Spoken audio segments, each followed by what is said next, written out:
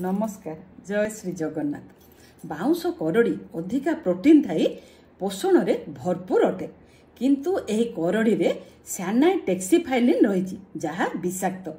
तेणु ए करड़ी को केमिति विषमुक्त करी रोषेई करिबा। प्रथमे एहाको छोट छोट खंड काटी पानी रे दिने 2 दिन बतुराई रखा जाए। तापरे ताको पानी रू भल भाबे छाणी बड़ बड़ पात्र रे सिझा जाए। पूरा सिझिकी टिके सॉफ्ट होला परे ताको सेथिरु छाणी पूरा स्क्वीज करके बाहर करिवे कले तार विष नष्ट होई थाए। तापरे ताको ताबा भजा, तरकारी, पकोड़ी आदि करि परिबे। कोरापुट जिल्लार सबुठार गोटे पॉपुलर डिश हैला करडी आमट, जहाँ को आमे बैम्बो सूट सूप मध्य कहि परिबा। नॉर्थ ईस्ट भारत रे एहाकू फर्मेंट करी खाआंती, जो द्वारा विषाक्त टैक्सीफाइलिन नष्ट होई थाए, किंतु कंचारे खाइले एहा विषाक्त।